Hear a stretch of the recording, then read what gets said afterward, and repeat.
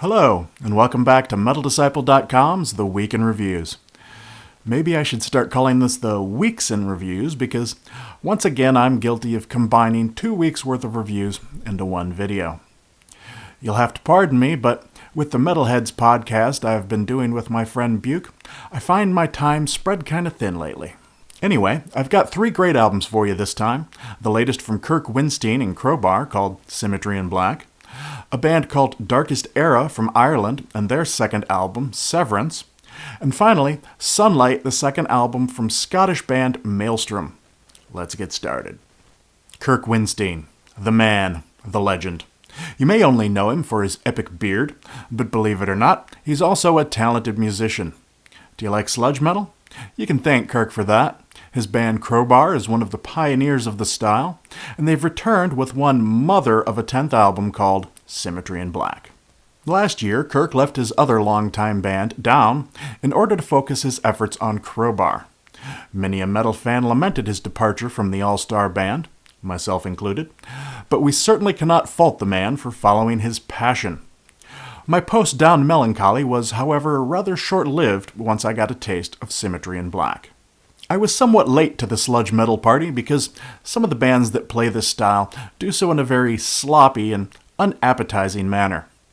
Based on a small sample group, I turned my nose up at the style for years. That all changed once I heard bands like I Hate God, Soylent Green, and yes, Crowbar. Symmetry in Black makes me very happy. This collection of songs is heavy as, well, a really heavy thing. Bonus points for the strapping young lad reference. Seriously, if you like your metal down-tuned and crushing, you cannot go wrong with Symmetry in Black.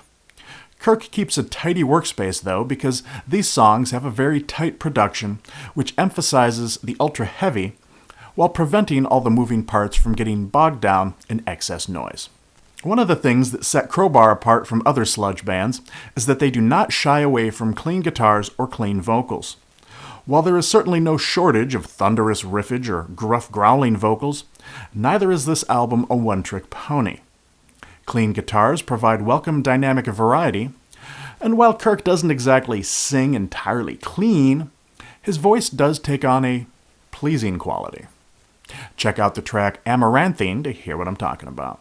I would be lying if I said I'm not holding out hope for a Kirk Down reunion at some future date, but something about this feels at least semi-permanent. Crowbar has for years been rather unfortunately set to the back burner for Down, and I think the time has come for Crowbar to step up and remind us all that they are a force to be reckoned. Besides, there's always Kingdom of Sorrow still, right? If you're one of those people that skip to the end to get the skinny on an album, here's your payoff. Crowbar is back, and Symmetry in Black is an absolutely devastating slab of metal perfection. I think 2014 is going to be a great year for metal, because I feel I've been saying this a lot lately. This will be hands down one of the best albums of the year. I get so excited listening to Symmetry that it borders on ridiculous. Of all the new metal releases this week, one that really stood out to me was Darkest Era and their second album, Severance. Darkest Era hail from Ireland and play metal infused with a Celtic flavor. I don't see any folk instruments listed in the credits, so I assume the Celtic aspect comes through mainly in the lyrics and perhaps some of the guitar riffs. I first received the promo copy of Severance about a month ago, and I've been chomping at the bit to talk about this band ever since.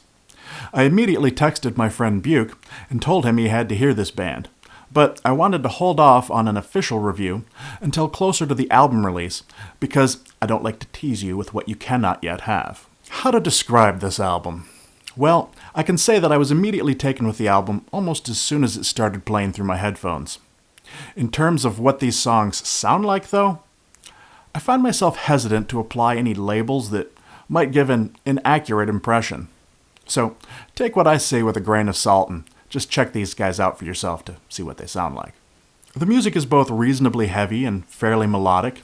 I could easily hear harsh vocals over these songs, and I wouldn't think twice about it, but these vocals are all clean.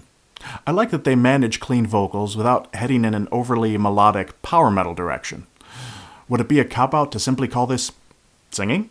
While I was listening to Severance, I was constantly visited by this feeling of familiarity. Yet, when I turned my attention towards trying to determine why, I could not think of any reason why this should be. I'm unable to think of any bands that Darkest Era bring to mind. The closest I can get is that some of the guitar work might have a slight tip of the hat to Iron Maiden, but otherwise this feels refreshingly original. I'm beginning to believe that this familiarity is simply the result of Severance being so easy to enjoy. I have not yet had the opportunity to check out Darkest Era's first album, The Last Caress of Light, but I intend to check it out as soon as I can lay hands on a copy. I have no reservations about suggesting that you check out Severance. I am confident many metal fans will enjoy this album. If one searches for the name Maelstrom on the Metal Archive's website, one gets a list of 27 bands all bearing the same name. I guess it's a rather popular nom de plume. I think I know a couple of these bands, but the one I'm interested in today hails from the United Kingdom, and more specifically, Scotland. I'm not sure I recall how I happened across these guys, but I expect I got sucked in by the cool album artwork. However I happened upon them, I'm glad that I did. My curiosity was raised when I noticed the description melodic black metal. You hear about melodic death metal all the time, and symphonic black metal as well, but melodic black metal? Okay, why not check it out, right? Plus, these guys do not look like your typical black metal band either. You won't find any spikes, chains, or corpse paint here. Rather, these guys with their suits and ties look like they might fit in with The Hives or the Mighty Mighty Boss Tones. Sunlight is Maelstrom's second album, and what an eye-opening surprise it turned out to be. Genre purists might complain that Maelstrom is diluting the purity of true black metal with their fancy clothes and less than traditional songwriting, but I disagree. While there are still plenty of great black metal bands around these days, most of my favorite are the ones that challenge the genre stereotypes and do things or add elements that help breathe new life into a style too stubborn and too proud to allow much change. Maelstrom's willingness to expand upon this sound was one of the first things I noticed about the band. The first clue I had that this was not your typical black metal album was the production. Sadly, playing extremely lo-fi and raw black metal is still a common practice, and at times one I can agree with, but I get much more excited when black metal bands like Vreed and now Maelstrom utilize a cleaner production that allows my old ears to pick out the little interesting bits in the music, of which there are many, that would normally be lost in a raw and fuzzy production. Black metal is notorious for its cold and very treble-heavy sound, which all but banishes the bass and low end. And I'm quite fond of that sound too, but it was a pleasant surprise to be able to make out actual thick-ass bass lines on this album. One final addition to Maelstrom's untraditional sound is the use of clean vocals. Sure, Emperor and some other bands have used clean vocals with brilliant results, but those are few and far between, and tend toward a more majestic sound. These clean vocals are simply clean vocals, and they work wonderfully within the landscape of Sunlight. So by now you may be asking yourself, George, is there even anything truly black metal about this album? And the answer to that question is, of course, there is.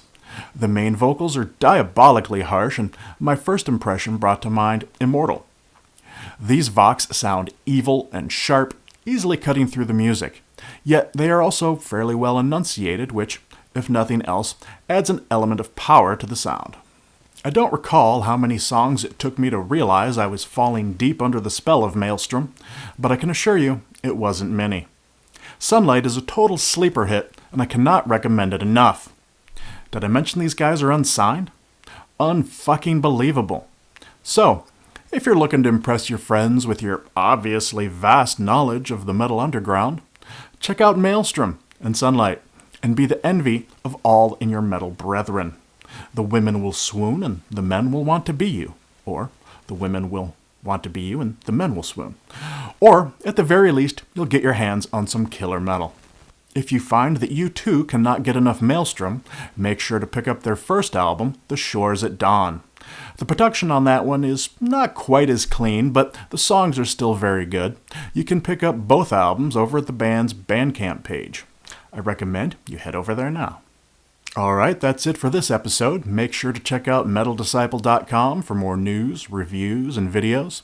You can also check out the podcast I do with Buke called Metalheads by checking out the iTunes Store, Stitcher, wearemetalheads.com, and of course, here on YouTube as well. Please feel free to drop me an email or a comment and let me know what you think. Until next time, stay metal.